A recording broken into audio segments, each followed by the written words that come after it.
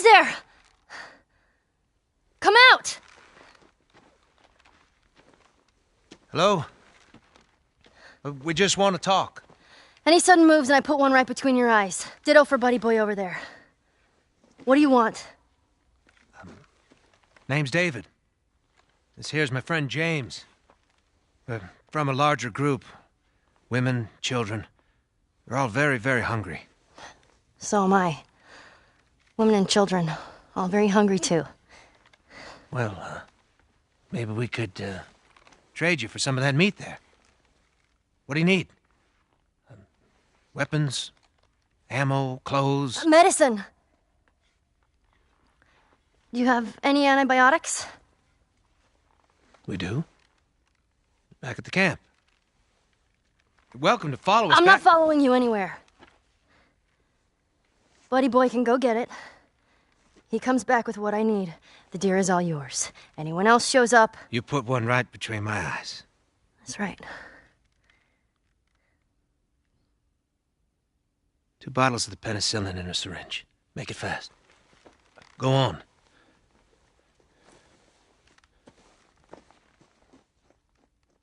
I'll take that rifle. Of course. Back up.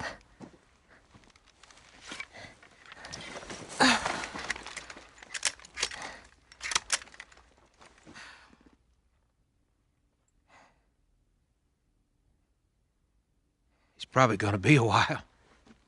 You, mind if we take some shelter from the cold? Bring him with us.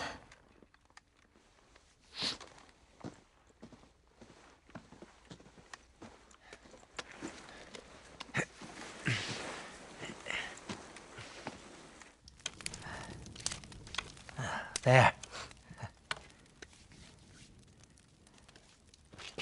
You know, you really shouldn't be out here all on your own. I don't like company. I see. What's your name? Why? Look, I understand it's not easy to trust a couple of strangers. Whoever's hurt, you clearly care about them. I'm sure it's gonna be just fine. We'll see.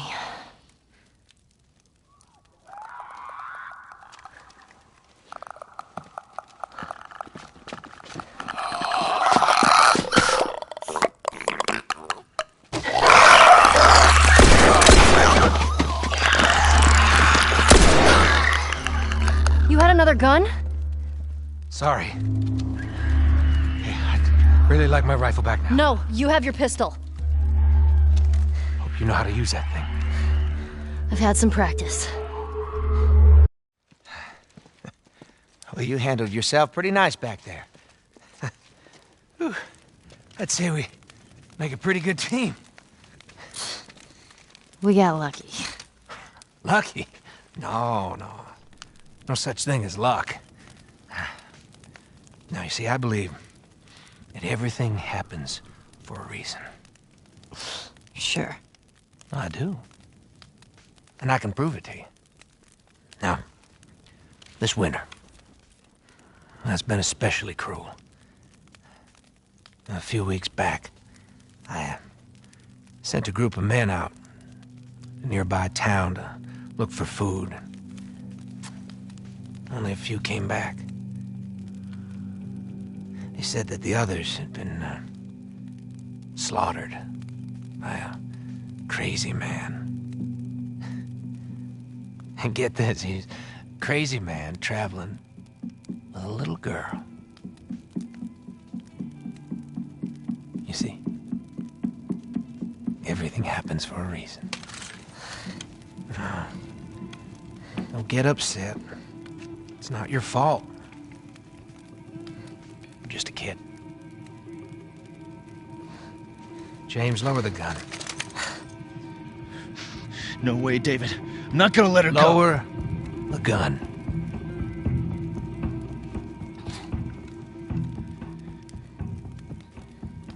Now give her the medicine. The others won't be happy about this. Yeah, well, that's not your concern.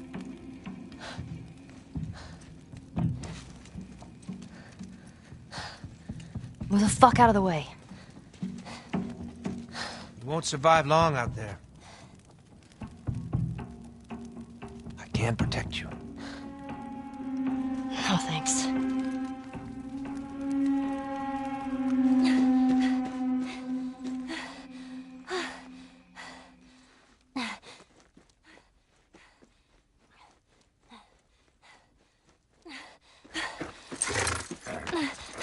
Let's get out of here.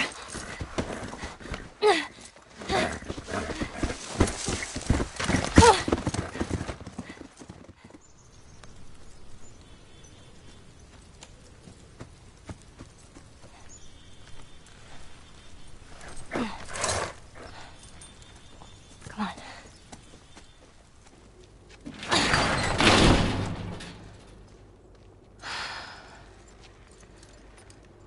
Okay.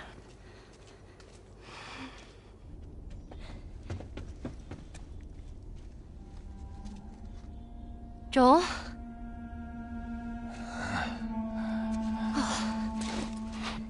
I only managed to get a little bit of food.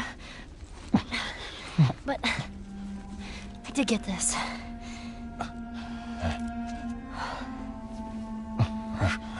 Move your arm. Oh.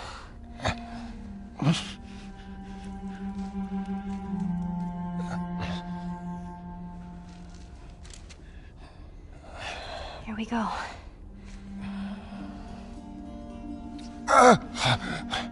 Sorry. Hold on. That's it.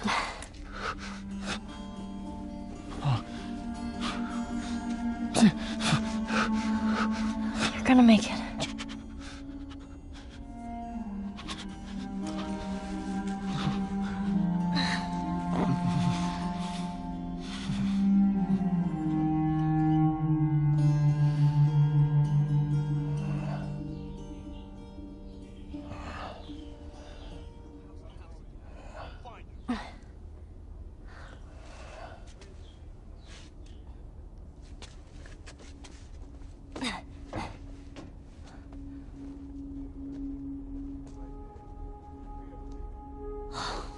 Fuck. They tracked me.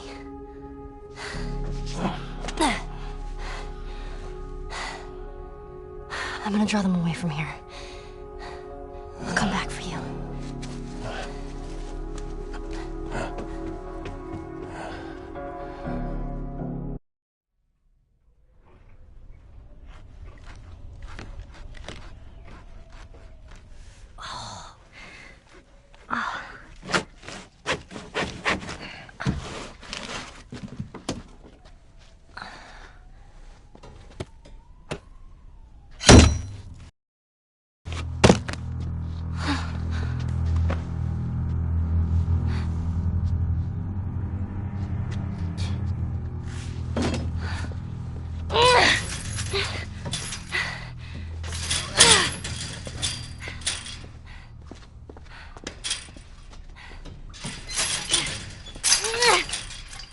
How are you feeling?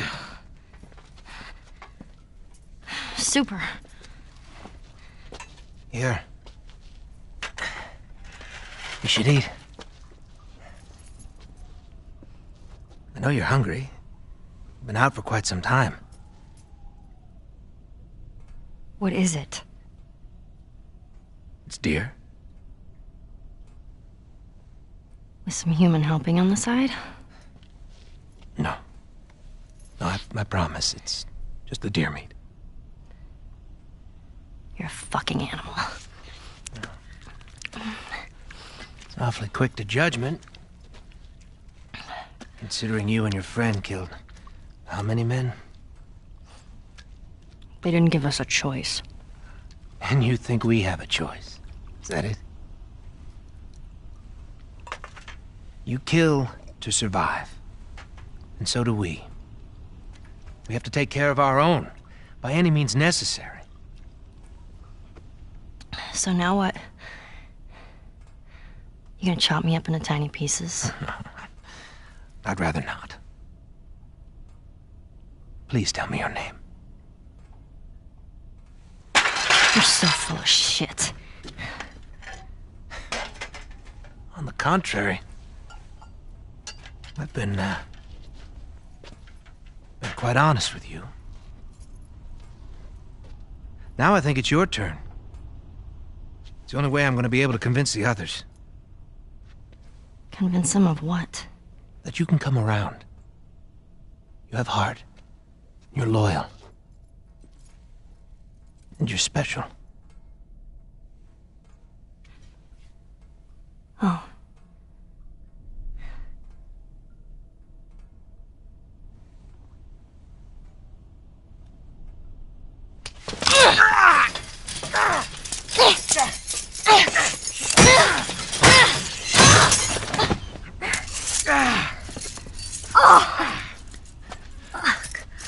You stupid little girl. You are making it very difficult to keep you alive. What am I supposed to tell the others now? Ellie. What? Tell them that Ellie is the little girl that broke your fucking finger! How did you put it? Hmm? Tiny pieces. See you in the morning, Ellie.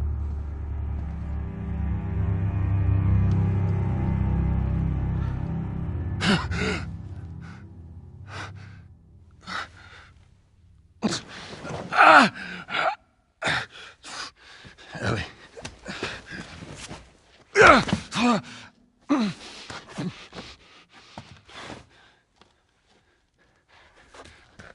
Ellie.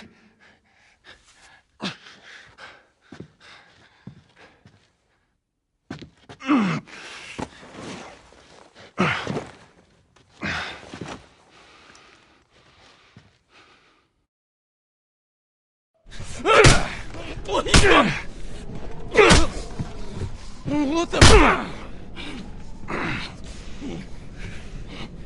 You wait here. Now, the girl. Is she alive? What girl? I don't know no girl. Fuck! Focus right here, right here. I'll pop your goddamn knee off. The girl. She's alive. She's David's newest pet. Where?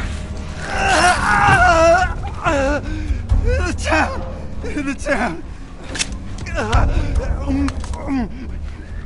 Now you're gonna mark it on the map. And it better be the same exact spot your buddy points to. Mark it. It's right there. You can verify it. Go ask him. Go on. I tell you, I ain't lying. I ain't.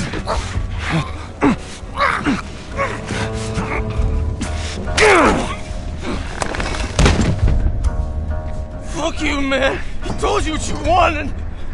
I ain't telling you shit. That's all right. I believe him. No, wait! Wakey, wakey. Come on. Let's go! Stop!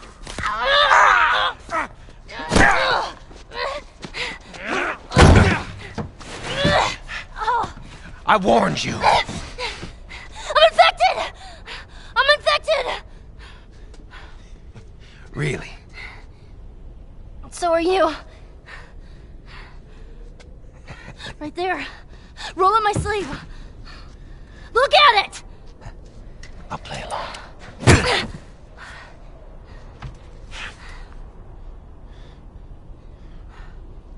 What'd you say?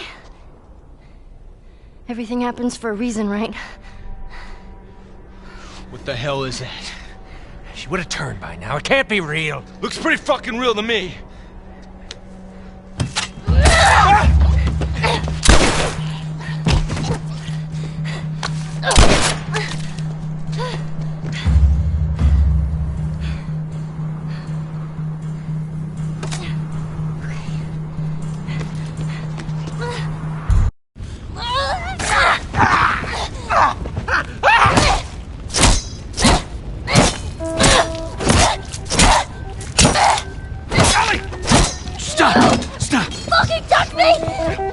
It's me!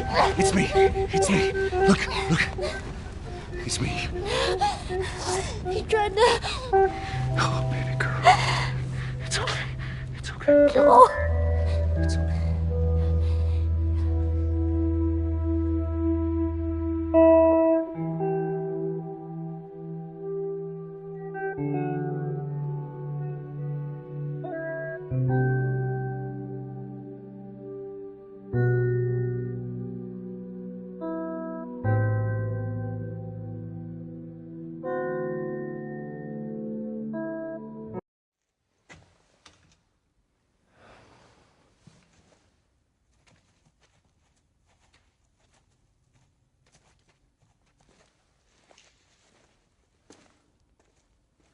We don't have to do this. You know that, right? What's the other option? Go back to Tommy's. Just be done with this whole damn thing. After all we've been through. Everything that I've done. It can't be for nothing.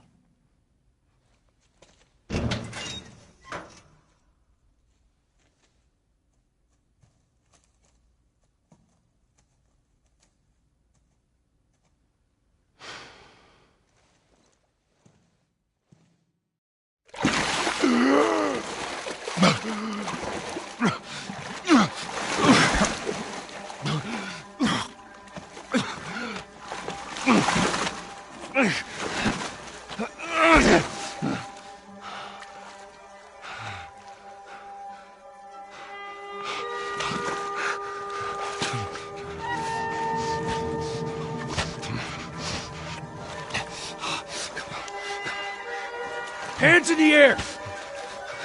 She's not breathing. Hands in the fucking air! Come on.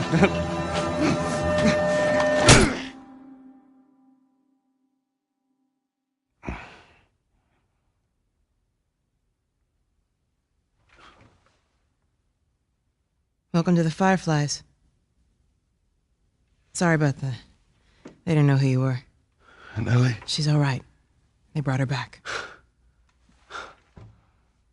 You came all this way. How'd you do it? It was her. She fought like hell to get here.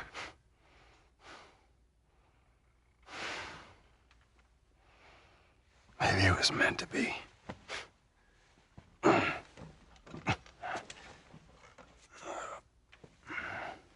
lost most of my crew crossing the country.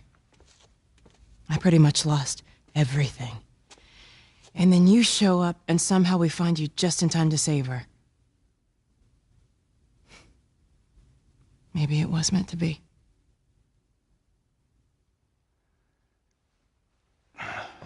Take me to her. You don't have to worry about her anymore. We'll take care of her. I worry. Just let me see her, please. You can't. She's being prepped for surgery. The hell do you mean, surgery? The doctors tell me the cordyceps, the growth inside her, has somehow mutated. It's why she's immune. Once they remove it, they'll be able to reverse engineer a vaccine. A vaccine. But it grows all over the brain. It does.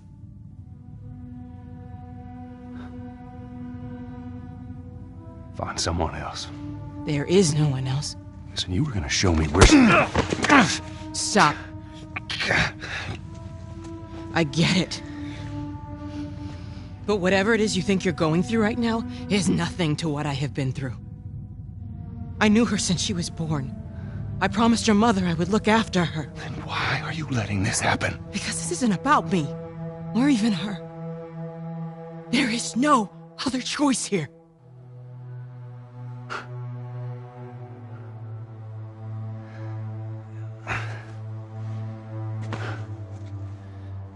Yeah, you keep telling yourself that bullshit.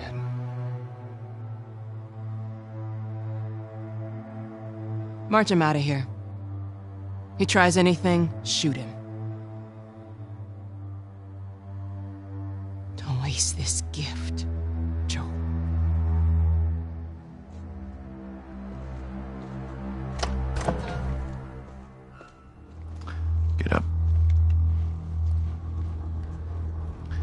I said get up.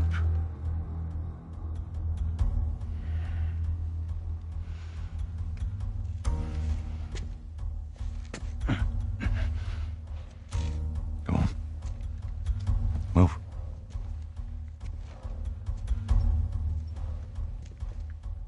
I said move. Give me an excuse. Which way?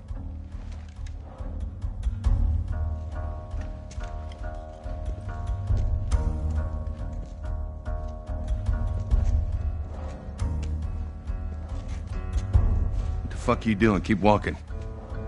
I said keep walking. Where's the operating room? I ain't got time for this. Where? Where? Top floor, the far end.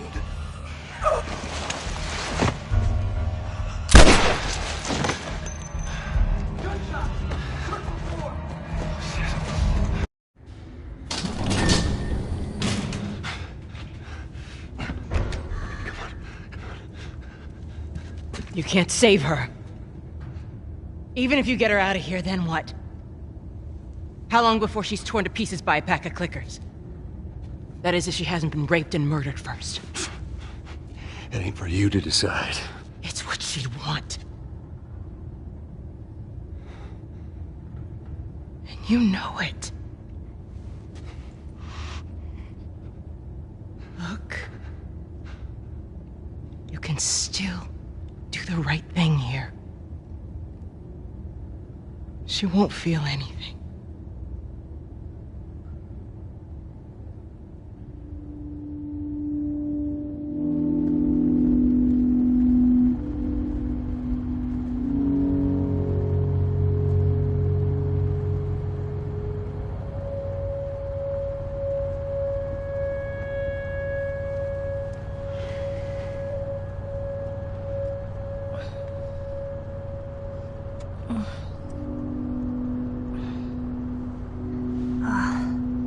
What the hell am I wearing? Just take it easy.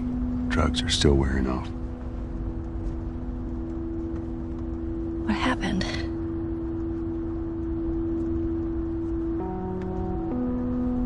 We found the fireflies.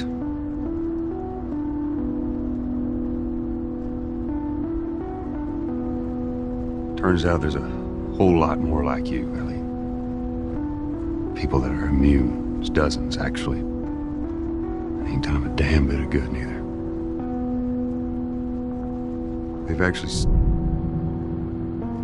They've stopped looking for a cure.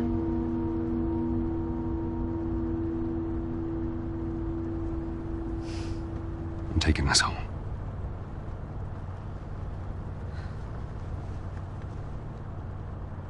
I'm sorry.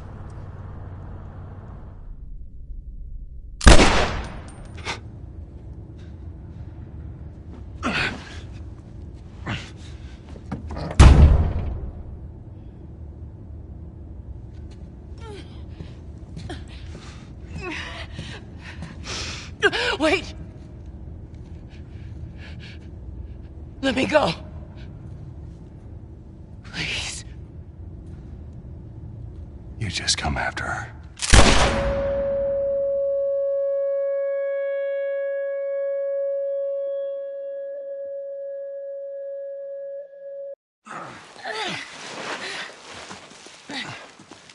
All right, come on. Hey, wait.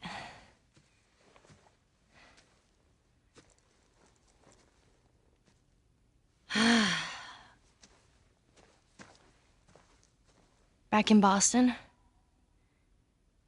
Back when I was bitten? I wasn't alone. My best friend was there. And she got bit too. We didn't know what to do. So, she says, let's just wait it out.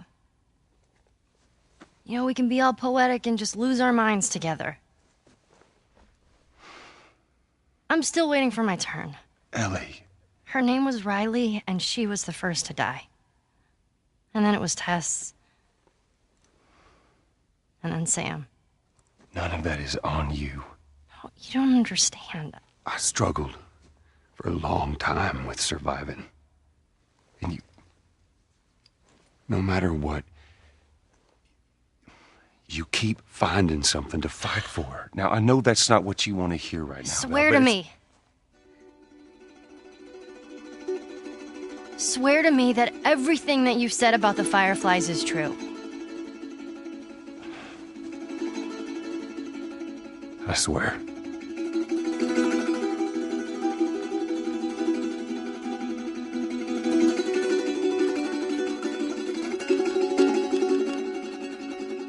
Okay.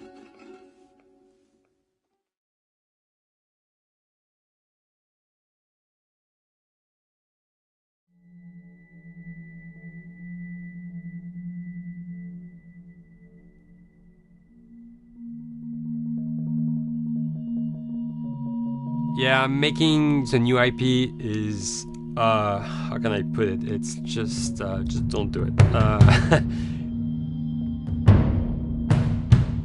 It's insane. I mean, it's a very difficult process. You have more questions than you have answers, especially when you come from like, you've been making Uncharted 1 and Uncharted 2, just kind of like, now like things are going, you just kind of like good momentum, and then suddenly that momentum like just drops, it stops. It's a very challenging process to create a new IP, and you're gonna fail over and over again, but that's what it takes. New IPs are really hard. They're hard because you don't know what's fun yet. You're building new tech, new AI, establishing new characters, new art, all this. You don't get that controller in your hand for like 6 months to a year. You don't know what it is yet. I remember like ages ago coming on the project and what are the infected gonna do? Like, what are they gonna do? They're gonna behave like this. I'm like, okay, we're like trying to imagine what's gonna happen. Fast forward like 4 months, they don't do that at all because it didn't work, right? It's hard mode, right? Like it's game development on expert. There's a big thing about making a game, right? Which is a game has to be fun. You get your first build where everything's working. You got player mechanics. You can walk around the world. You can shoot. You can melee attack people. You've got the AI in there. They're very intelligent, very difficult, and it's totally not fun because they snuck up behind you and murdered you in a second, and there was no way to figure out what was going on. We're making a game, by the way. Hey, James.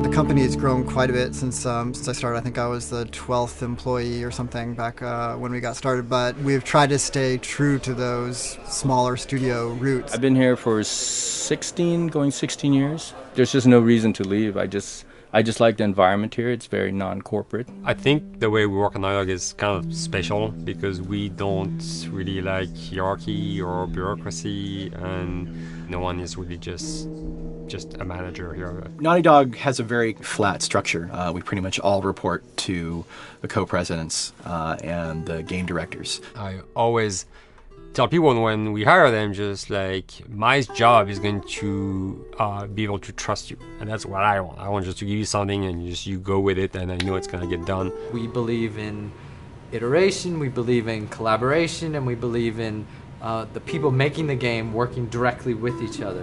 When we have designers and artists, animators all mixed up, anybody that's working on the same tasks, the same characters, the same areas, put them next to each other so they can communicate a lot better. We don't have a lot of meetings because if you need something to get done, you just walk over and you talk, and then you go back to your desk and you finish it up.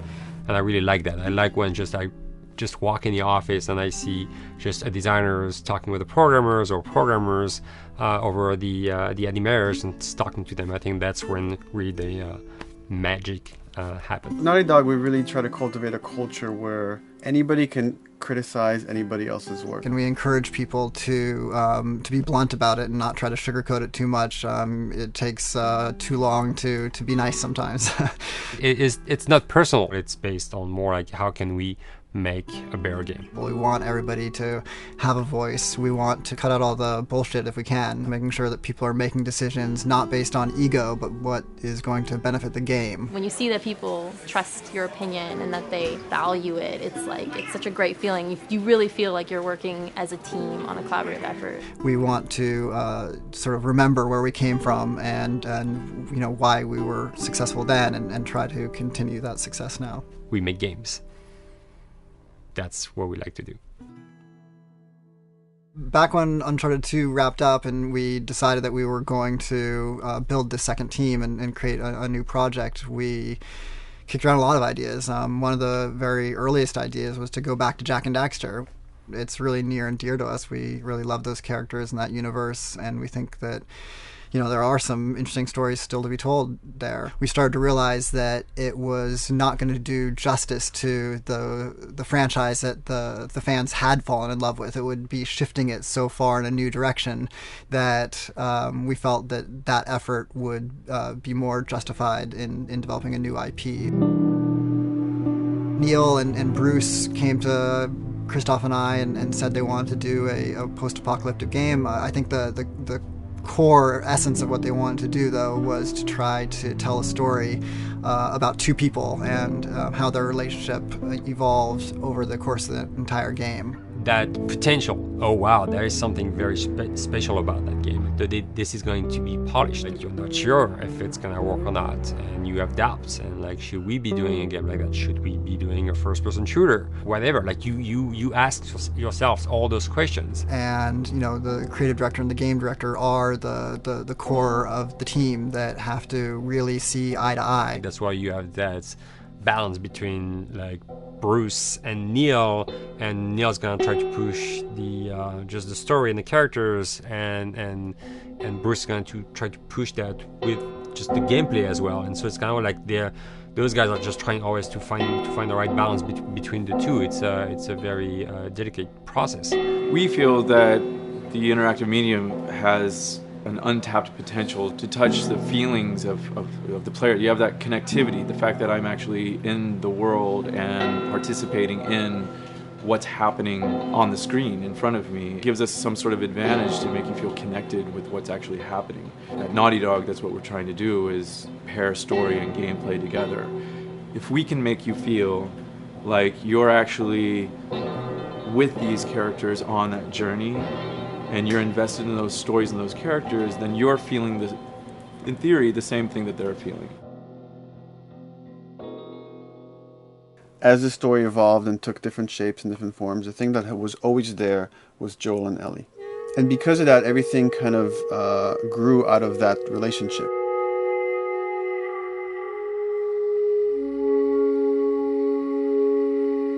We've seen kind of that role of the anti-hero change, especially over the last 3 to 5 years, to where before it was like the thick-neck mercenary kind of guy. For this game specifically, for this story, we needed something new.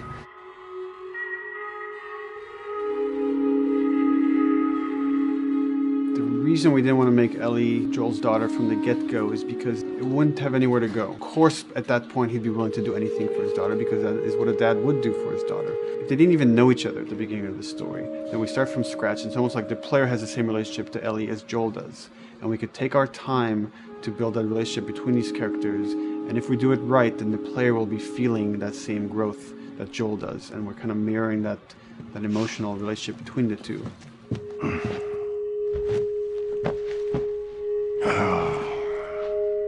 What are you doing? Killing time. Well, what am I supposed to do? I am sure you will figure that out.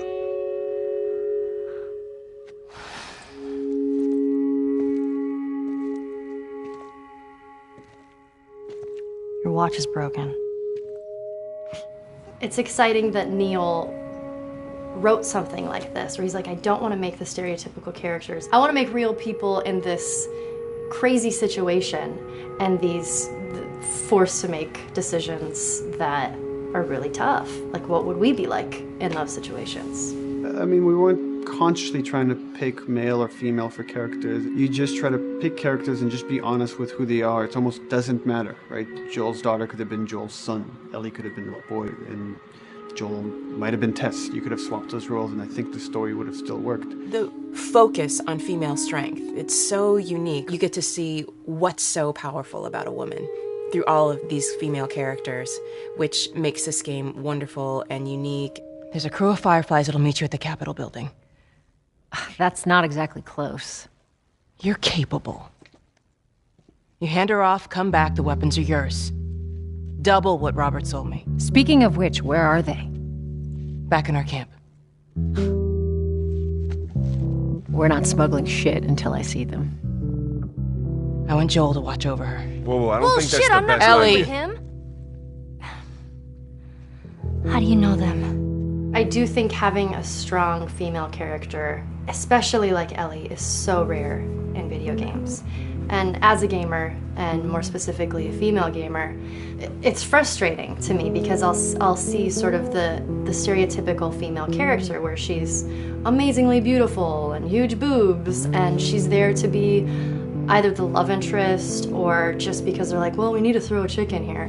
We've seen the strong woman or we've seen the weak woman. We haven't necessarily seen the empowered woman from this kind of standpoint. And there's that beautiful scene where Joel finds her inside the house and she's reading through this girl's journal going, is this really what they used to worry about? What shirt do I wear and what boy am I going to go out with? You know, and to be met with those first world problems that we deal with every day and go, how trivial is all of this? I think it's going to resonate a lot, not just with, you know, a female audience, but with a male audience as well.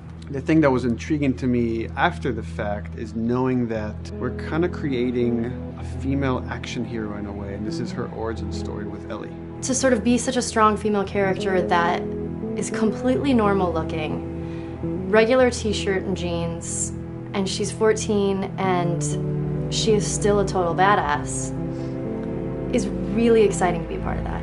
There's so few non-sexualized women in video games, especially in the main role, that we were kind of proud that we were creating one. It's very complex, and without the players knowing it, she becomes the protagonist by the end of the story.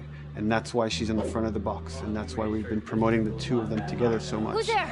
It is a dual protagonist game, and yeah, I guess I get nervous to think about it in that way.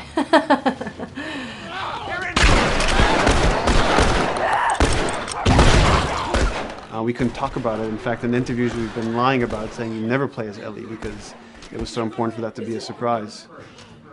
Sorry, journalists. Here we go.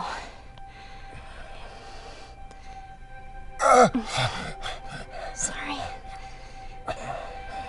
Hold on. That's it. The tone of the game was set pretty early on that we knew that we wanted to make a really grounded story. We knew that we wanted to make the player feel the sense of tension and dread and go through the same emotional roller coaster that Joel and Ellie were going through. One of the things we kind of struggled with is to say, well, if we want to really ground this world and make it so like realistic, maybe we shouldn't have anything that could be perceived as a monster.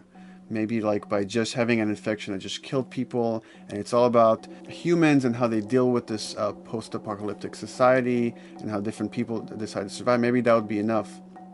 And what we realize is because we're making an action game, a lot of the storytelling happens on the joystick. And once we remove the infected, it's like all of a sudden now we can't tell the story through gameplay of what happened to the world.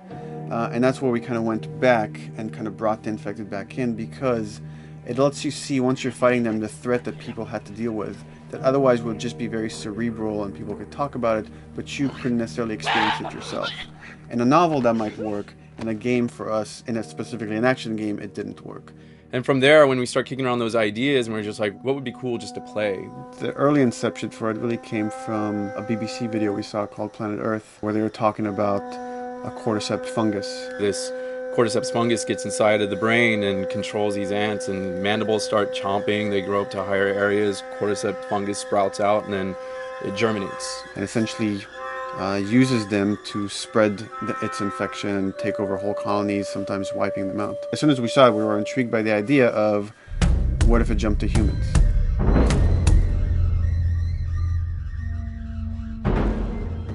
what would happen, how would people react, what would happen to society.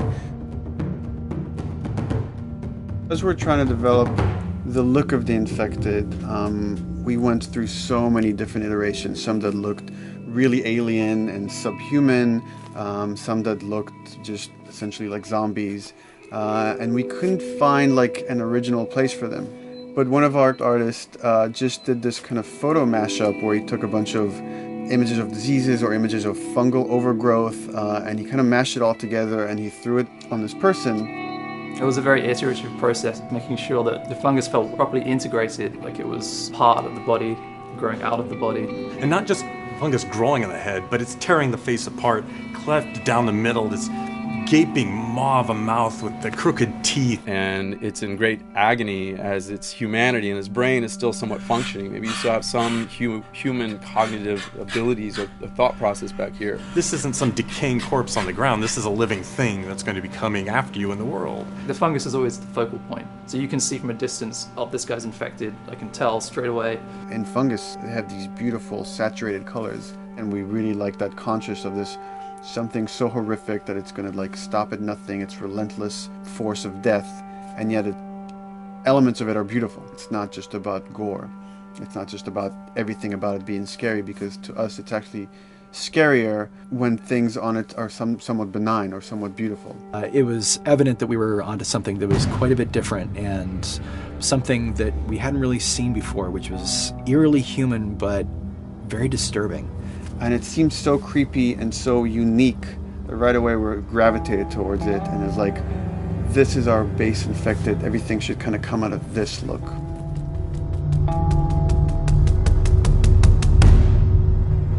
So once we had this idea of the face-splitting kind of look that eventually became what we called the clicker stage. We went to great lengths to create a full biological cycle for these things. So in the early stages, you don't actually see too many signs of the fungus surfacing out of the skin. It's kind of underneath it, like people have lumps starting to show. The eyes will be kind of cloudy or lopsided because the fungus kind of originates inside the head. That moves into the next phase, which is the clicking phase. And if they mess with the eyes, we end up saying, well, how do they get around? Oh, echolocation. And they use a form of echolocation to track down their enemies. Just like bats, or even some blind people can see by making a clicking sound, a sound that on its own wouldn't be very scary. And then to associate it with something that people in this world are very fearful of, so that as you're exploring an environment, all of a sudden you hear this click, and you're seeing everybody just get frightened, just everybody duck, everybody hushes. Great.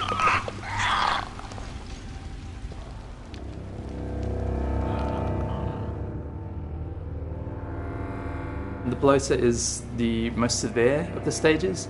So large pieces of the body has been replaced by these kind of fungal plates. The fungus completely takes over the body and blooms. They're kind of covered in things that have been growing on them. Things like moss and like little life on life kind of. What the fuck is that? Goddamn bloater! When an infected feels like it's going to die, it finds like a dark corner and it becomes part of the environment. The human elements aren't there anymore. And then the body is gone. They lay down and sprout and then spew spores. And if people can breathe those spores, they become infected as well. It all had to kind of make sense of how each stage flowed from one to the other. And that's hopefully how we've created a world that you can kind of look through it and understand the science behind it and say, I could buy this, I could get into this.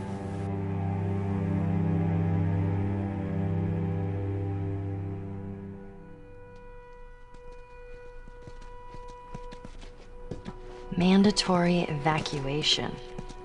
Evacuate to where? What do you think? Quarantine zone. See, some places got a heads up before the infection showed up. Most didn't. Over the course of Joel and Ellie's journey through this game across America, you find all these different societies, all these different enclaves, and you get to see how do they deal with the infected. Without the manifestation of this infection, you can't have these people making those interesting choices.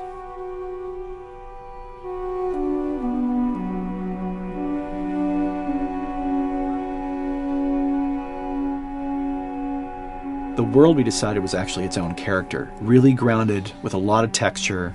What happens, after 20 years of the fall of man, when no one's taking care of anything. This book called The World Without Us describes in detail how much fighting on a day-to-day basis we have to do to keep nature back. And once you stop doing that, how quickly nature can reclaim that. As they talk about New York, and how every day they pump water out of the subway system. That system breaks down. Within 2 days, a whole city is flooded. And once water gets introduced, then structures collapse pretty quickly. Trees will sprout, and wind will carry those seeds over, and gutters get clogged, and then when it rains, water fills up, and then pretty soon you have vegetation growing over there, and once you have vegetation, concrete breaks pretty easily for when there's a tree and roots breaking through that. Even some of the stuff we did on Uncharted, exploration of how temples were ruined, what if you took those ideas and put them in Pittsburgh or Boston? And obviously right when that happened, you can imagine that being pretty terrible to look at. But you think about 20 years later, and with rainwater filling up those sinkholes and then those becoming like little marshes with lily pads in them. We had this wonderful piece of concept art we developed really early on, and there are all of these wild animals that have escaped from a zoo and over the past 20 years have bred, and now they have herds roaming these cities. And that's something that tells you that life goes on and this world is worth saving.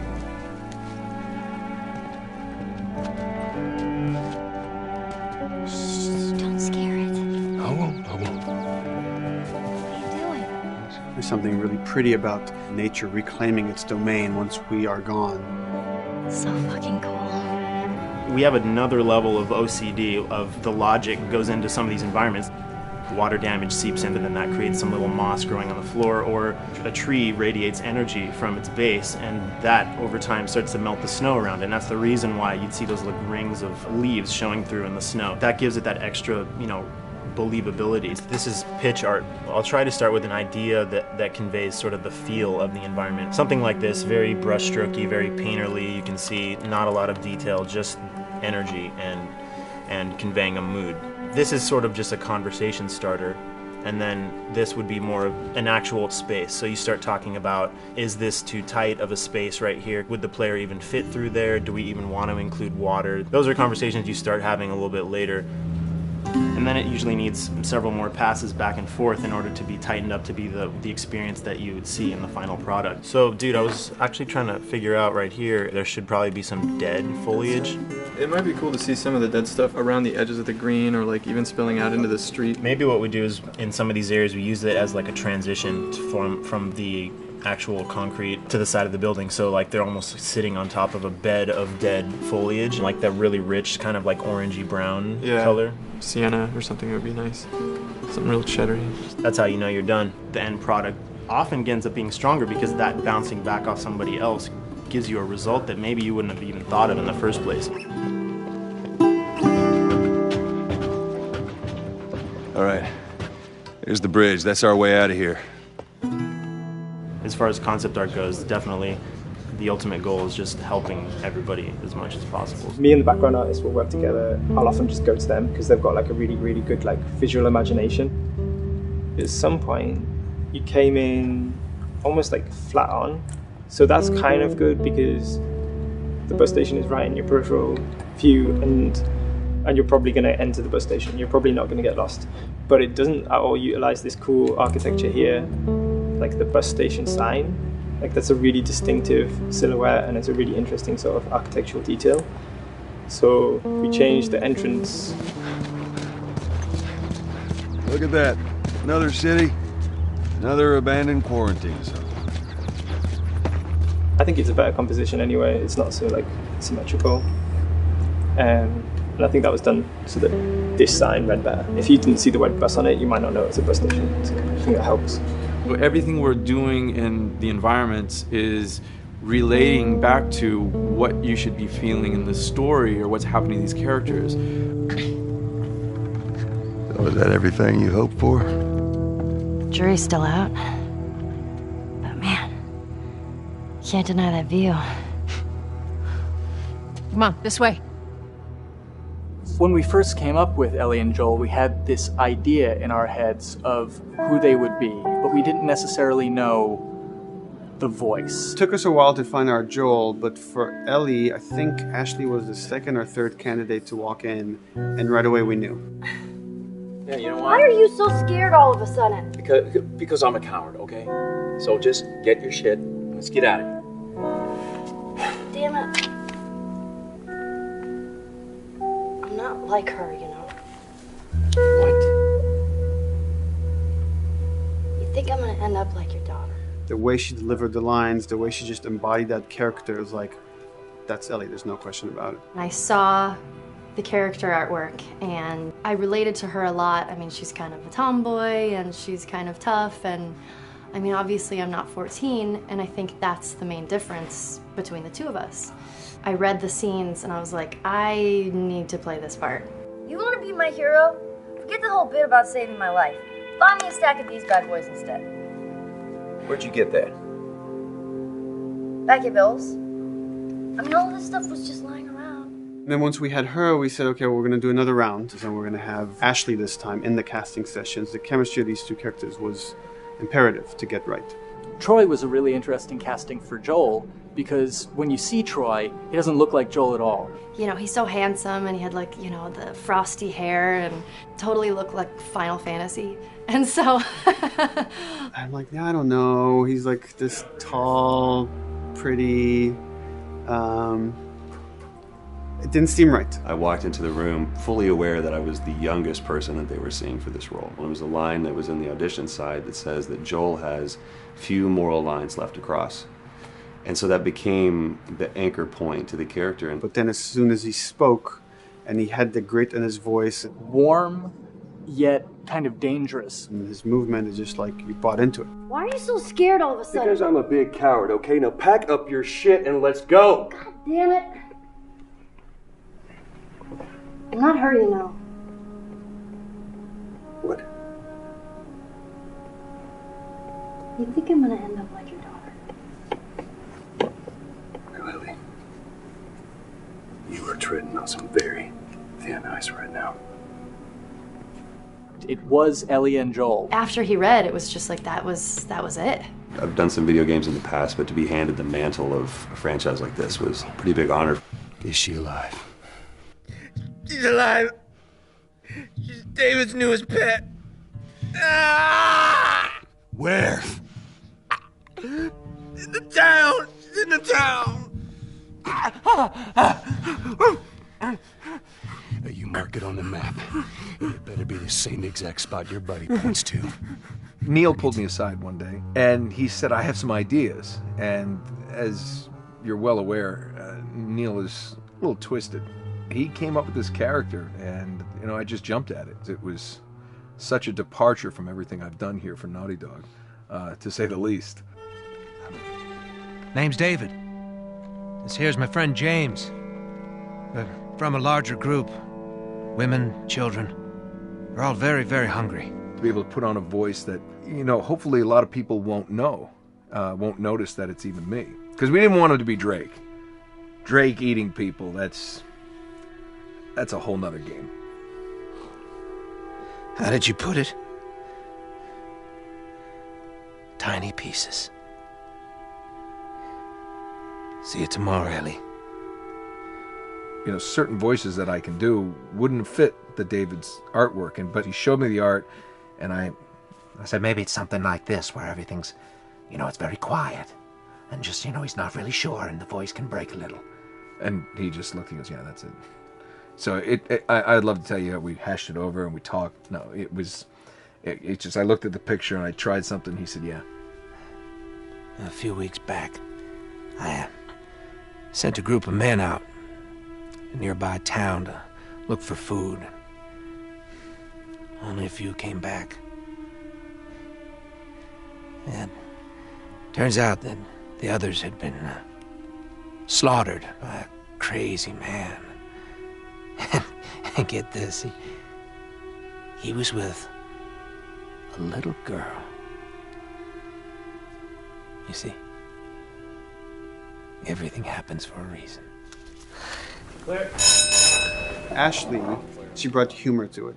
She just has some really great comedic timing. The way she reacts to the things around the world with a little bit of sarcasm, that teen kind of like trying to get a rise out of you. Now watch your step as you're going up, because it's going to be a little... It just brought a certain levity to the story that the story needed. You didn't even realize it needed it until she started doing some of that stuff. Oh, I'm sure your friend will be missing this tonight. Mm-hmm. It's light on the reading, but it's got some interesting photos. Now, Ellie, that ain't for kids. Whoa! How the hell would he even walk around with that thing? Get rid of that. Well, hold your horses. I want to see what all the fuss is about. Oh, why are these all stuck together? I'm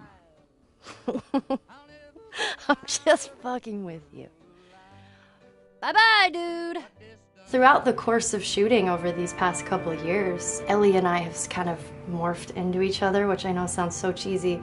Neil always asks, he's like, well, what would you do in this situation? I think the most important thing that Ashley brought is a sense of capability to Ellie's character that wasn't there in the beginning. The very first thing we shot involved her being pulled out of a car and attacked, and Joel is supposed to go save her. It was written that Ellie sort of was just kind of watching on the side, just waiting till he was done, and I was a little frustrated because I was like, well, if this were real life, I would do something. We did a couple takes, and at some point she walked up to me and she said, I feel like I'd hit him.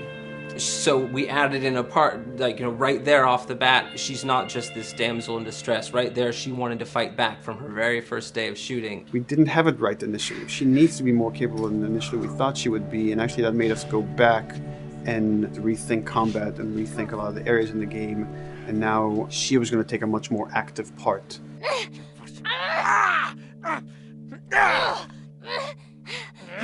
Anything that requires, a lot of body movement, we do with the actors on the mocap stage. And we try as much as possible to use our actual principal actors, use their body motion as well as their voice. We capture it all at once there on the stage. Having the actors perform as well as being recorded at the same time was imperative to get an accurate performance. Because every time you split up the performance in any way, you lose some of that magic where they did a gesture or they delivered the line a certain way. And those things have to be in sync, or there's just something subconscious that's like off-putting about the performance when you don't do it that way. You are treading on some mighty thin ice here. I'm sorry about your daughter, Joel, but I have lost people too. You have no idea what loss is. Everyone I have cared for has either died or left me. Everyone fucking except for you. So don't tell me that I would be safer with someone else, because the truth is I would just be more scared. It gives you the most authentic, most realistic performance, because you're actually there, not just making your own choices, but making your own choices based on the other people that are involved in that scene. So you get this truly natural approach to things, and it shows up. It's like theater in the round. You can do anything from any angle, and the smallest, most subtle thing we'll be able to pick up. There's no place to hide. So you have to be as prepared as possible, because you have no idea which moments they're going to use. There are these little improv moments and, little nuances that you get that probably isn't scripted, that just comes out of play, while they're performing. That mistake that is just blossomed into a really good idea. Did we improv on The Last of Us? Yes. Yes, we did. Doing this was a whole lot like being 5 playing in the backyard with a stick, and this is my machine gun, and and a pine cone is my hand grenade. It's all your imagination. I'm doing the exact same shit that I did 45 years ago. I just get paid for it now. We square. We're square. And get the fuck out of my town. I don't do a lot of voiceover work, so for me it was nice to be able to work off of your other actors. I can't imagine it working any other way. I'd never done mocap before. I didn't know what to expect. The suits were crazy. Yeah, the suit gave me wedgies. Like, deep wedgies that I had to pick out with my middle finger. Too much information. Just how damn sexy I look in a motion capture suit. I look like 10-pound of sausage in a 5-pound casing in that thing, man. Once you get past the fact that like everybody else and you look like weird clown people with these little dots and stuff, once you like give over to that, It really was pretty easy to make it just feel like you're in the moment and in the scene. Everyone that was on this is a slam dunk. This isn't just another gig to them. And that creates a really cool energy for people to really start experimenting and playing jazz. Floor is yours. And action.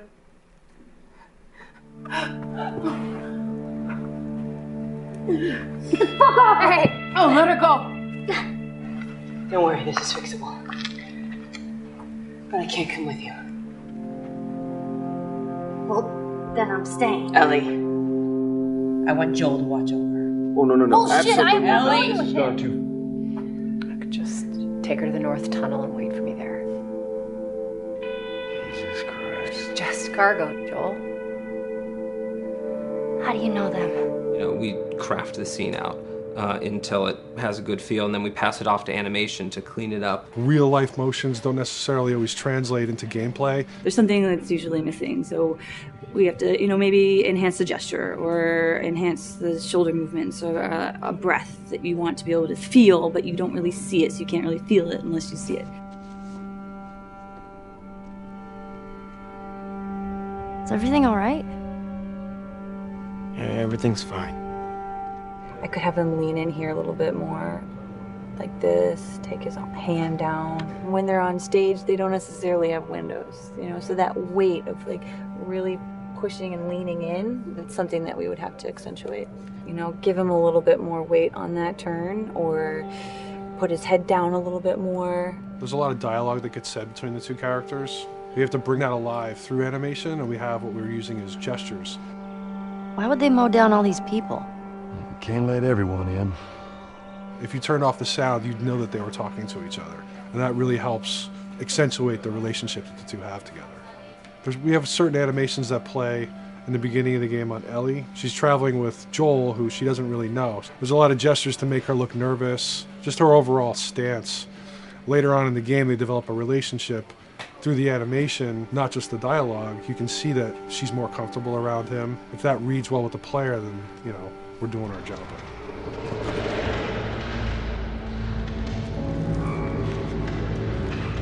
We want her to look scared. When she gets a gun, we want her to look scared of the gun.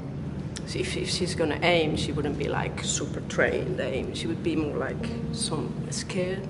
But at the same time, it needs to look cool and feel cool to the player that plays. It's really just these little tiny details that we're doing, and it's coming across. It's working out well.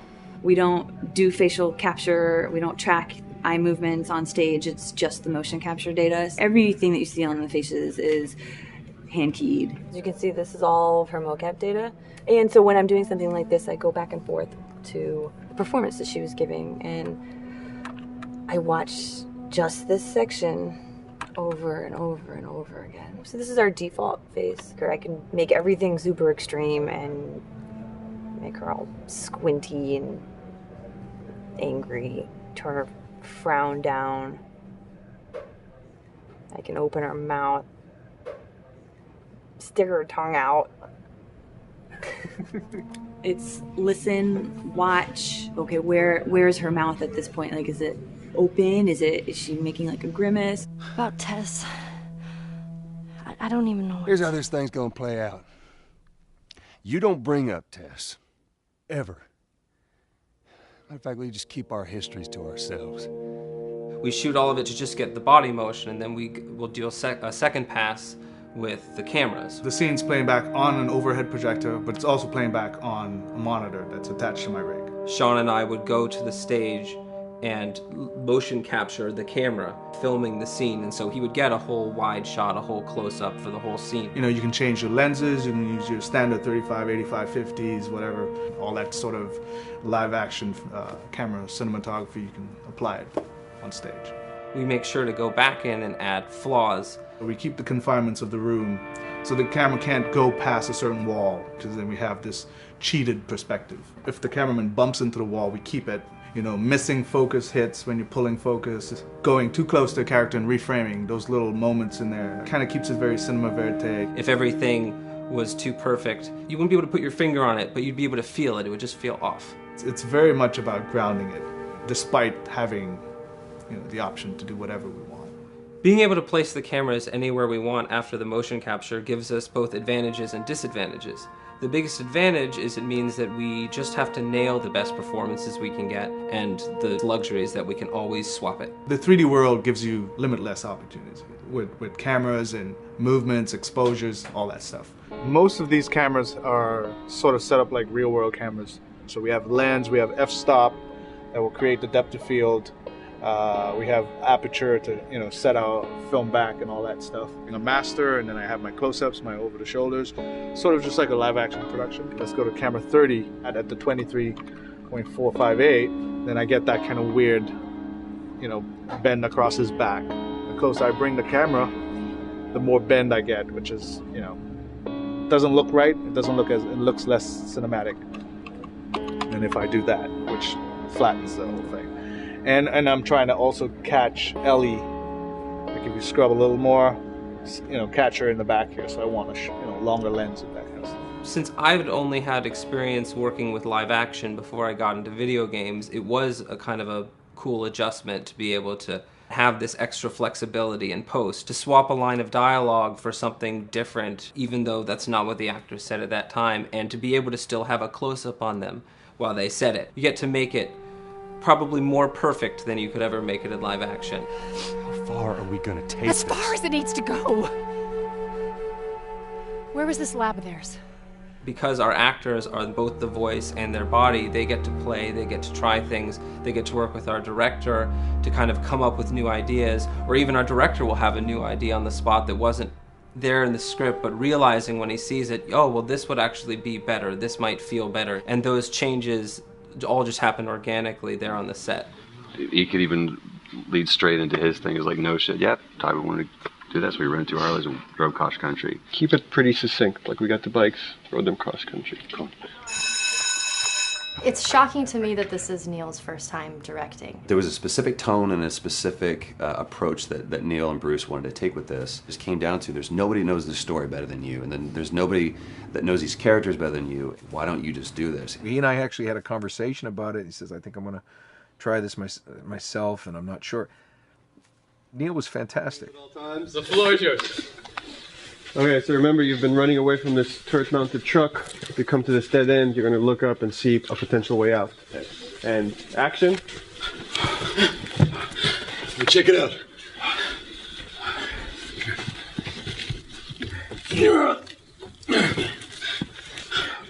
I mean, his writing is honest, and it's dangerous, and it's natural. And I love his economy of words. He doesn't hit everything on the nose, so it leaves it open for you to interpret and bring some nuances and things like that. The entire process is collaborative, but really it's led by Neil's willingness to change and flow and decide something doesn't work, fix it right there in the moment. And it is something that's very foreign to the way that TV and film is done now, where everything has been micromanaged by the time you get it to the table read, and no one wants you to change anything, and everything's very precious and has been rewritten with notes from 20 people in suits, and you can't do that just anywhere in entertainment these days.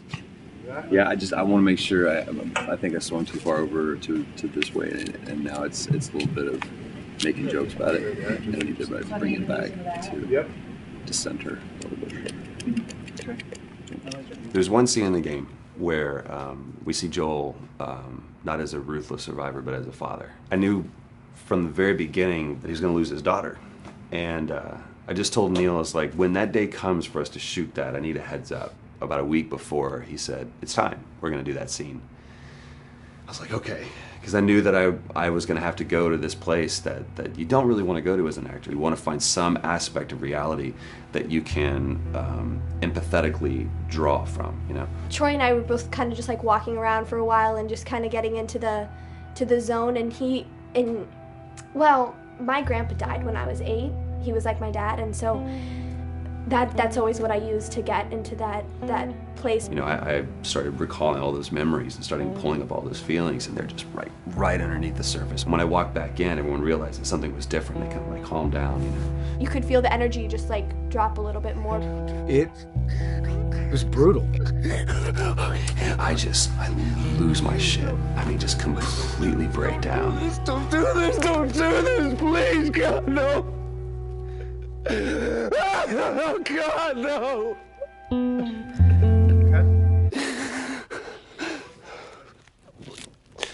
The soundstage was deathly still. It was the first take, and I felt really good about it. And it was like, Neil said, okay, let's do it again. And so you do it again, and automatically you feel like you're manufacturing because you're trying to go back to that place. And, you know, you're in that actor nightmare of, you know, trying to get back to that reality. And we go through it again in 5th and 6th and 7th take, and I'm just exhausted. I'm crying between takes. And I'm looking at Neil going, this is really, really hard. And finally, after like the 8th or 9th take, he said, all right, I think we got it. I was like, oh, thank God. And I went outside, and I was just jacked up for the rest of the day. I mean, a wreck emotionally. But we got it. Then 2 weeks later, he calls me. And he says, so we need to reshoot a scene. I'm like, cool, what scene are we doing? And he just looks at me. I said, dude, don't do this to me. And you can either at that moment throw your hands up in the air and say, fuck this, and walk away. Or you can say, okay, this is an opportunity to get it more right. I'm like, okay, all right. Yeah, you don't think you got it? I'm going to show you that you got it. We've got it in the can. And so we go through it again, and it just feels fake. It feels artificial. And Neil goes, go through it again. We start doing it again. And I'm getting madder and madder with each take. And finally, about the 4th take, Neil comes over to me, and I love him so much. He goes, so I'm picking up on some resistance. I was like, you're damn right you're picking up on some resistance. We've got this in the can already, and we're just wasting our time, and we're wasting all this effort and energy. And then he started talking me through the scene. And he was like, what I need you to do is I need you to just strip yourself of all these ideas, and I need you to hit this beat, and this beat, and this beat, and this beat, which just makes it sound so mechanical, and it's such an emotional scene. So we start going through it, and literally I am mindlessly doing these things at this point. Okay? I know it hurts, baby. I know. So I'm gonna lift you up. I'm gonna lift you up. I'm gonna get you over here.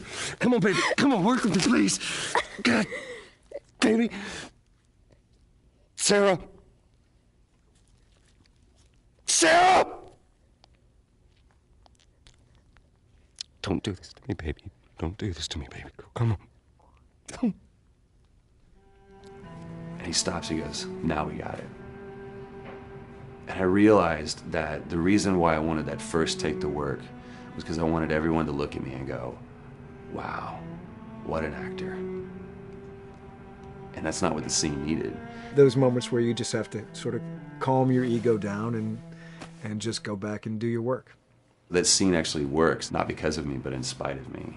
And that really is the marker and definition of working with a truly good director.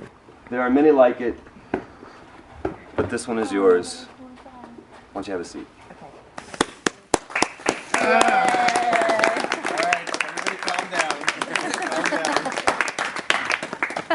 Thanks, guys. The director's chair.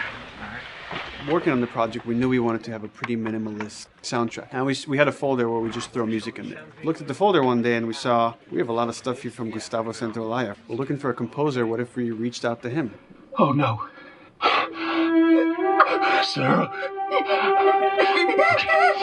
Move your hands, baby. I know, baby, I know. Listen to me, I know this one. You're gonna be okay, baby. Stay with me. I want to pick you up. I know, baby. I know it hurts. Come on, baby. Please. I know, baby. I know. Sarah.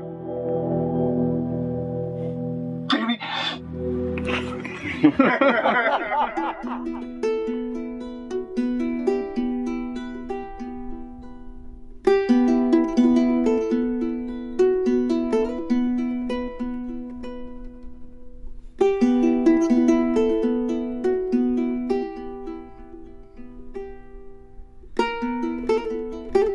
My life has been and still is kind of like a road movie. I grew up in Argentina. I came to the United States in 1978 because we had a horrible political situation in Argentina. We had a military dictatorship where 30,000 people disappeared at the hands of the government, and many other more were tortured, and I was blacklisted. It was just impossible for me to keep on living there. I've been in jailed many times since I was probably 15 years old, just because I had long hair and I play an electric guitar. So I had to embark on this trip.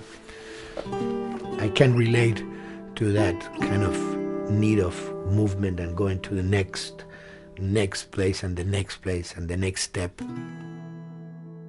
I'm always attracted to the possibility of getting involved with a project from the very beginning. I like to work from the script and talking to the director. It's never been, oh, give me a piece like this, or give me a music that's this. It's just been very high level. Here's what the story's about. Here are the themes. Go write some stuff.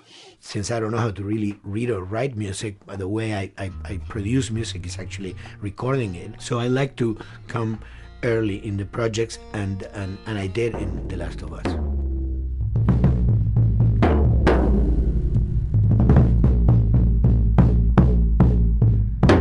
One thing that was fantastic from the very, very beginning was the freedom I had to try and to do whatever I felt could work, you know? As the story was still being written, you could listen to this piece of music and just get a sense of where this needs to go tonally, because the music was still inspiring the story. So that was the great thing of having the music written so far in advance. You know, at the beginning, I was going really out with some things, and sometimes some of those things were the ones that they liked the most, you know? So I really felt very motivated to work, and I enjoyed immensely working. It was this very organic back and forth experience where one element was inspiring the other and vice versa. I needed to go into some more dark places, more textural and not necessarily melodic.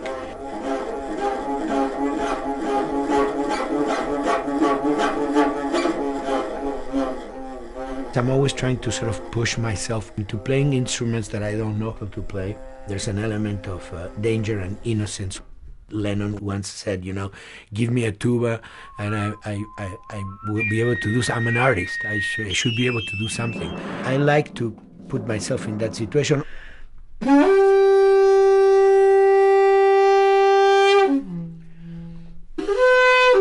So these are just PVC pipes, the one used, you know, in construction.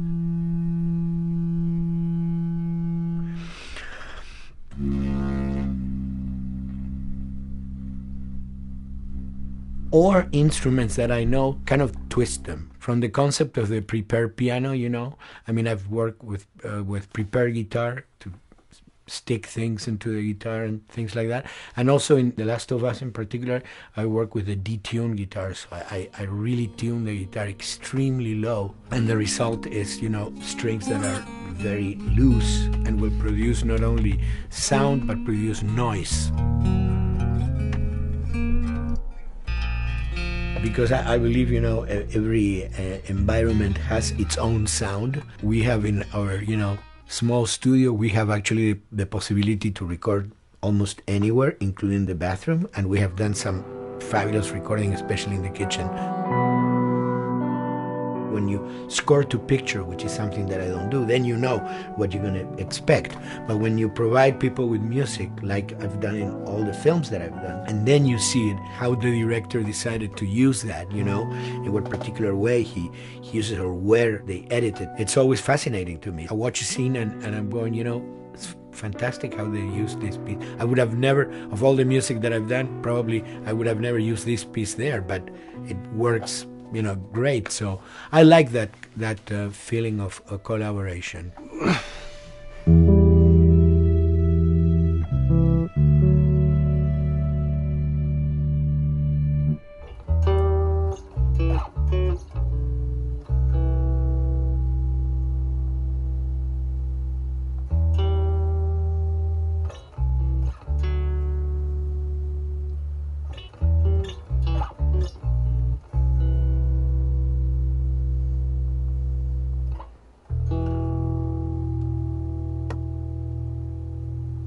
I think, you know, the guys also that work in programming and adapting that music to the game, they should share a lot of the credit for the end result. In the beginning there was silence. Yes. Then they hired sound designers. Then they regretted that decision.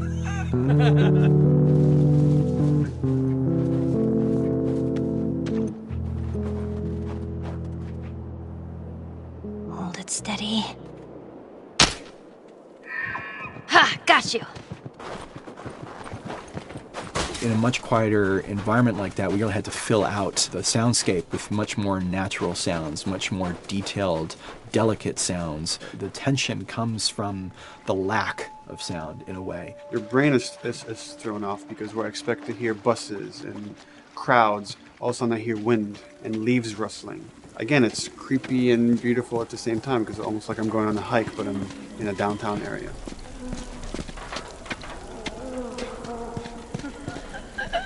Get up over this truck. Let's see what we can find. To Neil, I mean, we were going through the iteration, so he just did not want, like, yells and screeches and what he called, like, you know, kind of witchy qualities, Right. the cackling witch. He didn't want anything like that. It was a little bit of a head scratcher to figure out, okay, how do we make it sound human but not human? Yeah. We really did not want to use any animals. We wanted these all to be human. Derek and I basically decided to hire a couple of voice actors who did some interesting work vocally to come see if they could come up with something. And we worked with this girl, Misty Lee. She started giving us these really great screeches. And that's no process. Yeah, that's just her voice. And it started going into this little click. We also used a little bit of Phil's voice.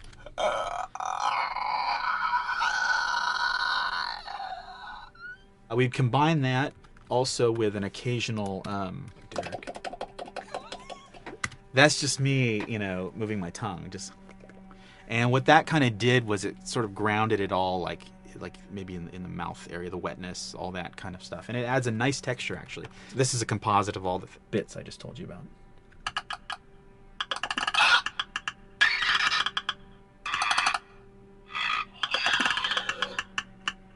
Sounds like a Snapple bottle. Oh, the lid? Like the lid, yeah. That's a good idea. Fuck, where were you guys like months ago? Why did we think of that? Why did we think of that?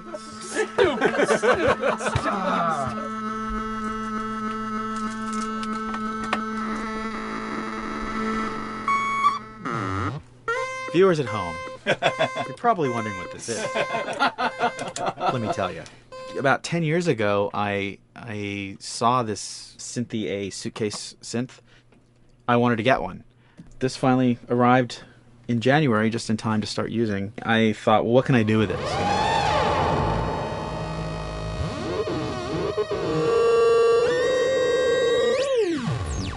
In Lakeside, there's a whiteout that happens, and this thing has a noise generator, which gives really convincing wind sound.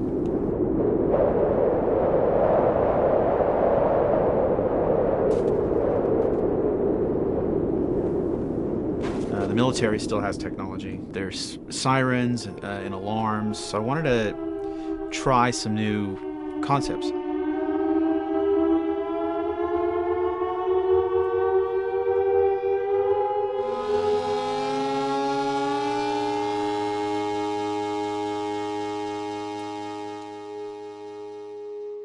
Man. What? Nothing, it's just... I've never seen anything like this, that's all. You mean the woods? Yeah. Never walked in the woods. It's kind of cool.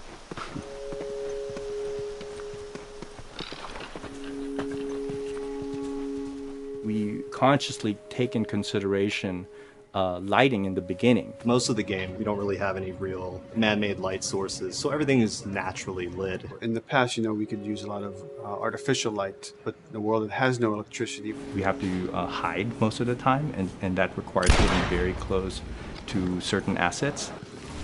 Just stay back.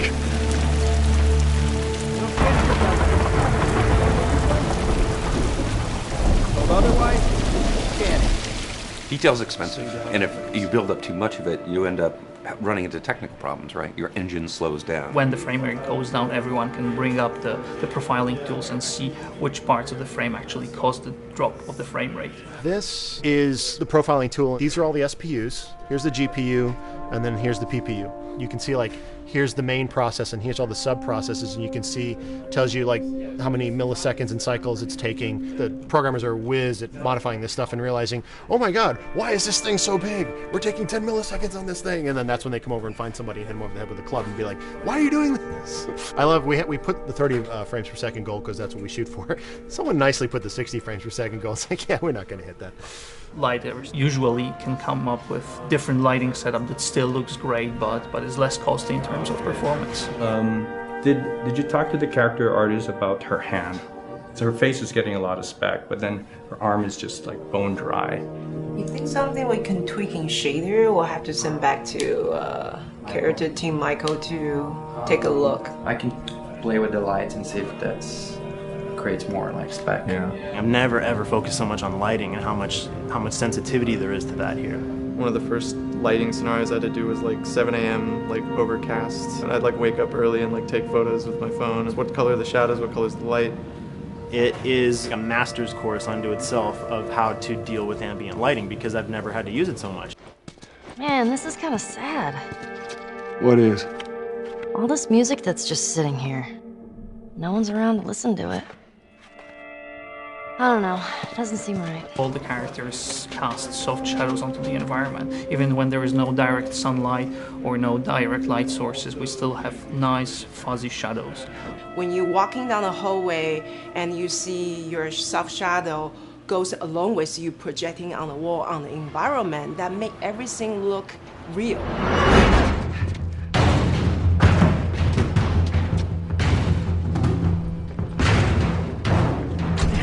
Follow me through here. Okay. The flashlight brought a whole new spin on it. So some of the environments end up being really, really dark, and you need the flashlight to get around. Give me a hand. We want to have the environment be really dark, but also at the same time have colorful surfaces that are sort of hidden, so when a flashlight hits one of those, it bounces off onto the ceiling. If you shine a light on a red wall, it will bounce the red lighting on the whole environment. And it's very difficult to do, very expensive, but we did it. Everything should have a bounce lighting, otherwise the world is gonna feel dry and unrealistic.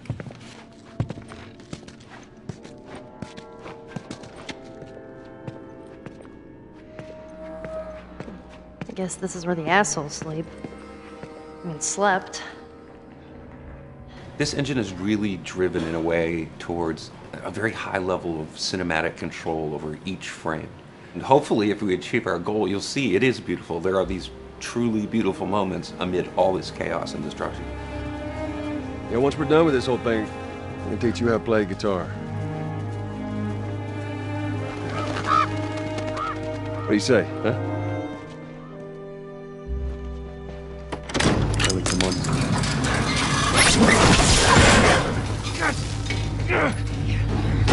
I got you. Damn it, Bill. What just happened? One of Bill's stupid traps.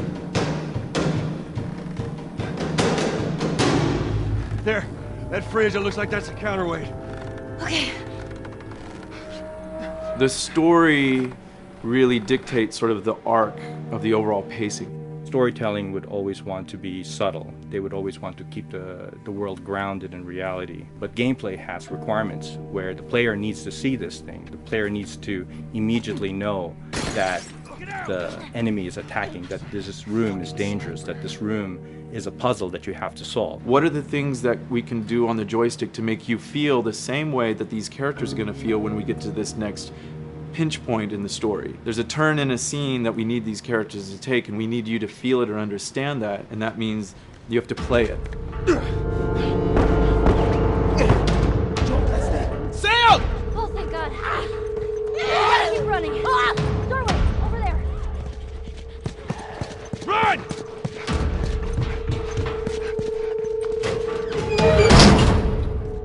We really want to make sure that there's that contrast between the negative space and then the high tension spikes.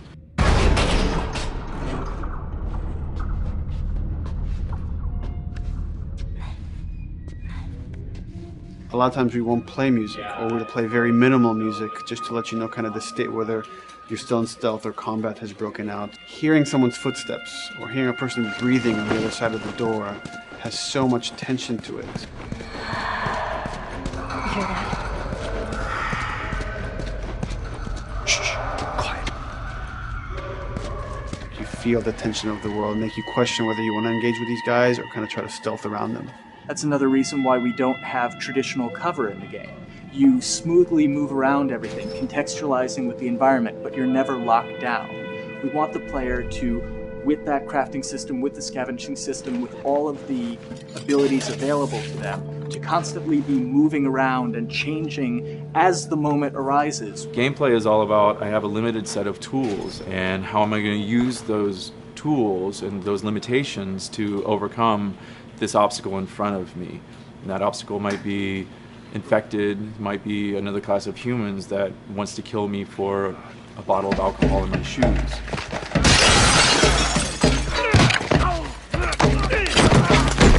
It was important for us that we don't underplay the violence, because then the threat doesn't seem as real.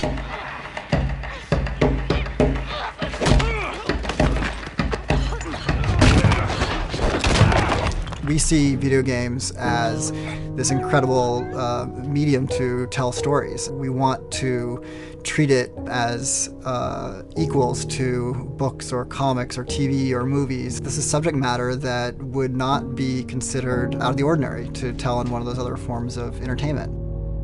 Fucking hunters. See, this could have been us. We wanted you to buy just the desperation of these people and why they're behaving this way, because it's so brutal. And at the same time, we didn't want to make it so over the top, stylizing it, so then it doesn't become as real. It was important for us actually to hit that middle ground where it's kind of disturbing. That glint that's happening on that curvature, it'd be good if there was a way that we can guarantee that from this angle, we're seeing it. But it's really overall too bright and opaque. Yeah, looks like paint.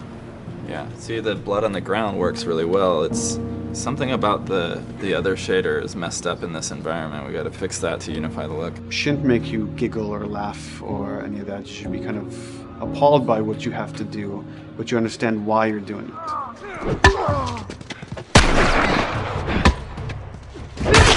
You want to feel each hit. You want to feel each concussive strike. Lives are at stake. You want a death animation to have impactful performance, not just have a guy keel over in a ragdoll.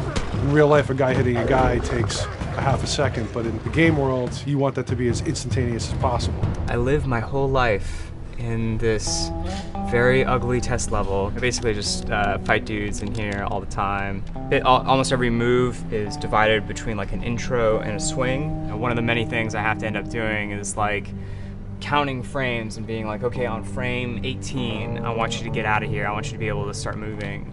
Every hit reaction that an NPC plays, they are not necessarily in the correct pose. When you strike them the next time, we just pop them with a 0 frame animation change, which is usually kind of a no-no, you know what I mean? Normally you want characters to blend smoothly and realistically into animations.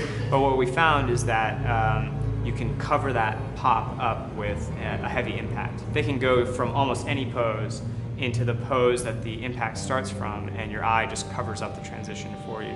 So if you throw a brick at a guy, it puts him in this like kind of staggering stun state.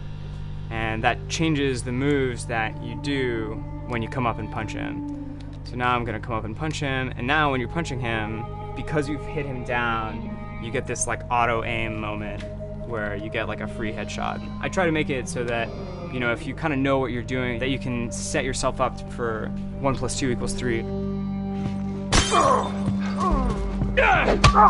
Right here! Memory on a console is a very precious resource. All of Joel's animations with every weapon, all the NPC animations, the stealth kills, you know, all of that stuff happening need to fit within a 4 meg to 5 meg memory footprint. This is a list of everything that's loaded in game and how much memory it's taking, because memory is our most precious resource right now. So we have a level, we call it the bookstore, it's in Hunter City, and this is a zone, for example. So when I set an AI to this zone, he will never leave its boundaries. I want guys to guard this exit where you have to go through, so I'll zone a couple guys around there to make sure that they, they can fight you and use all this cover, but they want to stay around this door. This is another key component of the AI, is what we call the nav mesh. This defines the overall play space of where an AI knows he can or cannot go. Hey look, that's where a cover used to be, and there's a hole cut out for it. I gotta fix that. Here's some other wonderful things. See these little red polygons? Yeah, that means they're not linking right for some reason, so that means they can't really walk through here properly. It's a bug, and I need to fix it. Welcome to my life.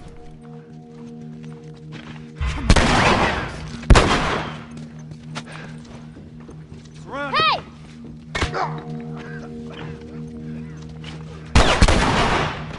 If you look at a lot of games, NPCs are usually only alive for, a few seconds before the player ends up shooting them and then they're dead.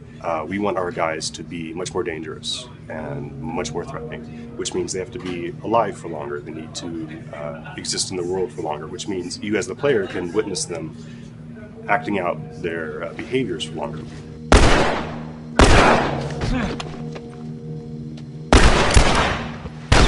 So we've been working really hard on our AI systems. Back of the box, biggest bullet is going to be like AI. So we tried a number of different prototypes with the buddies, including having Ellie be super independent of you. She would try to flank the enemies, get behind them, or get between you and them. And a lot of times those decisions should surprise you, just like a real person, a real character would surprise you. And we discovered after many different prototypes, the best thing for her to do generally is to stay very near you. You need the exploration, you need the scavenging, you need something to say like, okay, if we just crank it to 11 the whole time, then it's pinned up there and there's no time to breathe, no time to assess or analyze, and no time to really contrast. There's no way of shifting the pacing.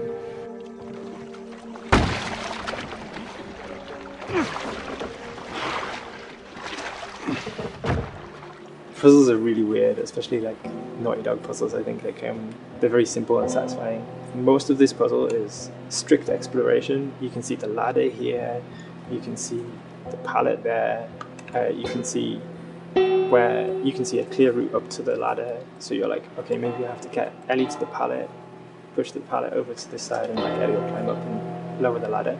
So that whole part is like, that's not a puzzle, that's not regarded as a puzzle, but when you feel like you've got to the solution and you're like, okay, I'm going to climb this ladder, and you climb it, and it breaks off, hopefully then the player will feel a little bit stumped and they'll be like, I'm not really sure what I am meant to do now, and so this is where the puzzle starts. Hopefully at this point, like all of the elements that the player needs to solve the puzzle are very familiar to them because they've been through the previous exploration beats. They're improvising with elements that are at their disposal. That's a really sort of like strong theme throughout like The Last of Us. So, like you're a survivor, you'll take whatever tools you're given and you'll use them in like creative ways to survive.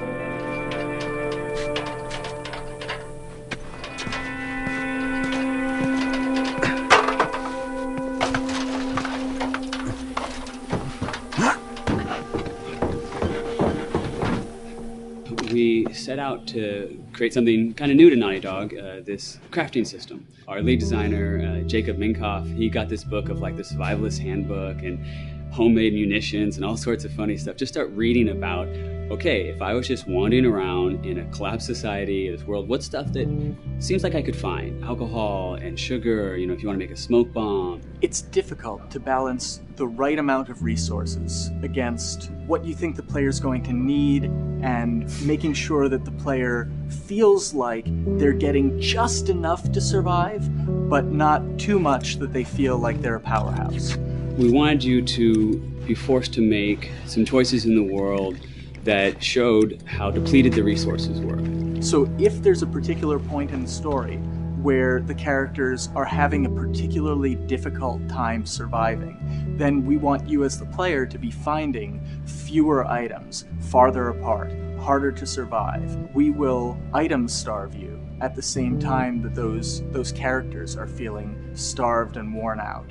Then you expose something to them. Oh, here's a cache, and if I can just get into that cache. Oh, look, there's a wealth of things in here. God, I was so worried. My health was low. If I had run into a combat, because it's always that thing in your head, it's that Hitchcockian thing about the danger that you see is less meaningful than the danger that's in your head.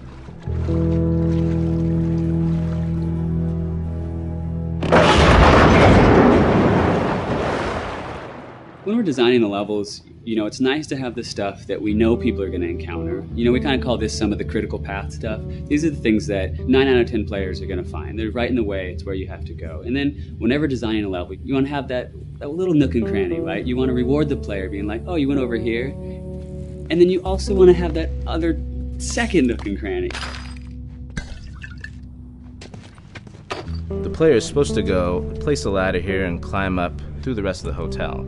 But what they can also do is shimmy across this area, and I place a really cool upgrade kind of off the beaten path to reward players for exploring. So if they come all the way over here, they're going to get this really cool training manual. It's a funny little bit of trivia. The HUD system, not the menus, not like when you hit start and stuff, but the actual HUD system where you see the reticles and stuff, was literally created for an E3 demo early in Uncharted 1, and that's been our HUD system, the foundation of our HUD system for the last 4 games. First time in Naughty Dog's history, we hired Alex. She's awesome, and she's got a really good understanding of UI and how it applies to games. The thing that I hate about any game's UI is when it pulls you out of the game for too long. No one wants to spend time in menus. Nobody loves UI, if we're being honest. Weapon slotting has probably gone through more iterations than any other system. The stuff that we finally ended up implementing, you press select, you get into this menu, then you D-pad left and right through the slots, and then D-pad up and down will change the weapon, and then you don't have to press X or anything, you just select out of it. When you're still, like Joel is here, that's fine, but then as soon as you get into an actual situation, so I'm gonna go over here and cause some trouble. Okay, so here they come, oh god. All right, so now I'm out of ammo. Now I need to get back in that menu. I have to run away from them, get into the menu, get out of it. And it ends up feeling super clunky. Again, okay, I'm out of ammo again. Get out of here. I need to take out one of my other long guns. And now Bill's in trouble. Bill's in trouble over here. And I've got to I'm in a menu now and it's oh shit, whoever designed this UI is so bad. What were they thinking? Bill's gonna die. In theory, it worked, but then in practice, it felt a little clunky. We wanted it to be the absolute minimum amount of button presses. You don't say to yourself, oh, I'm never gonna be able to do this in time, so I'm just going to give up. I'll die, I'll restart, let me try again. You want to always make the player feel that there is a way to survive. They can just do this fast enough. And what's gonna go in now, if you just left, right, D-pad through this stuff, you swap out your guns, between long gun and short gun. If you're now on this gun and you were to hold X to pick your gun. So it all happens within the same system that you're using to slot the weapons. The first iteration that I did on that was awful. It just took way too long to get in. It was just a mess. QA was so upset at me all the time. I'm sure they hate me now because of that system.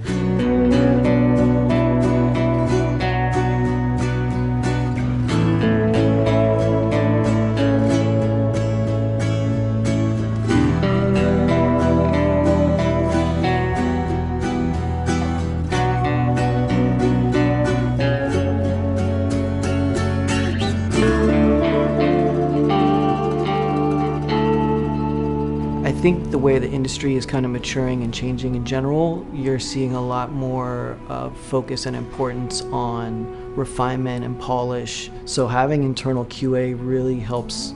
The industry is kind of changing from QA being this tighten up the graphics on level 3 bro kind of vibe to really being a more technical, mental investigative job. On the publisher side, it's more reactive towards the code being delivered in a stable, controlled environment. Whereas on the developer side, especially at Naughty Dog, we are going beneath the art and the design. We're given enough weight where we can go up to somebody and be like, look, you have to fix this. Why? Come over, I'll show you. That kind of feedback, I would love to be able to say that was us, but it gets so diffused throughout the iteration process that you're just kind of adding your I guess like genes into the gene pool and then just seeing what happens, you know what I mean?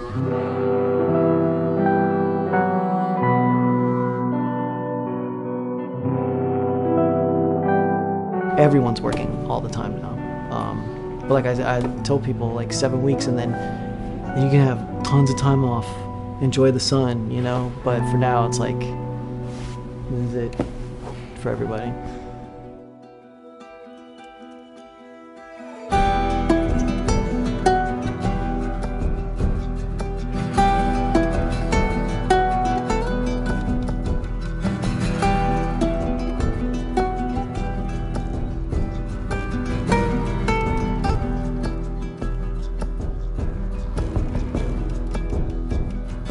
Crunching is part of making games. I feel it's human nature, right? If I'm gonna have a guest at home that's gonna come for a couple of weeks, I'm probably gonna clean their room just the day before they arrive, right? And I think it's the same thing. It's just like everything comes together at the end. I personally enjoy crunch. I think you get this like absolute laser focus because it has to come together.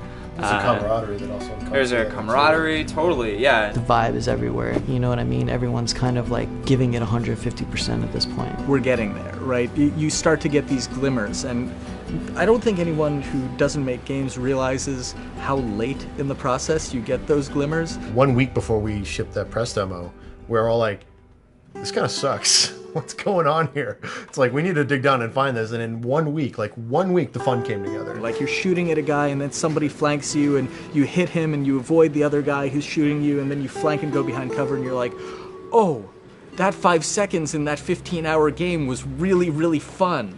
How do we make that 5 seconds happen thousands more times? My favorite video game is making video games. It is as challenging and as complex and as interesting. If we had to like try all the things that didn't work, what's hard about crunch? It's like marching through that swamp of it not working.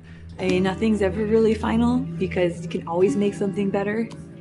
Always. So we're constantly changing and constantly reiterating and trying to make it better and better and better pretty much until we ship. As an artist, you're never really happy with your work. You could be given like 100 years to work on something, you'll still find things to nitpick and things to fix. Yeah, you can work on the game for 10 years and you'll still be crunching at the end. So it's like, okay. All of a sudden, it's like getting ready one morning in the shower, and I was just like, oh yeah, I'm about to ship another title, and this is going to be a really good title, and it gets you excited, and you're like, all right. Do I think the game's going to be good? Yeah, it's going to be awesome. I think it was good a little while ago, and now we're going to make it extra kind good. of amazing. Yeah. What it will take to get there in these next 5 weeks, it's going to be a lot. I'm excited. I have faith. Every time we're shipping a game, it's terrifying. You just hope for the best. You don't know, right? I mean, people have different opinions. We have to go with our guts, and I trust the team just to pull it off. This, hands down, is the hardest, most challenging thing I've ever done. We sweat a lot, and we worked a lot, and we all went home tired, you know? But I think that's you're gonna see that on the screen. I think that's gonna pay off. Ellie? Ellie? What? The ladder. Come on. Right. After David, Ellie's visibly distant.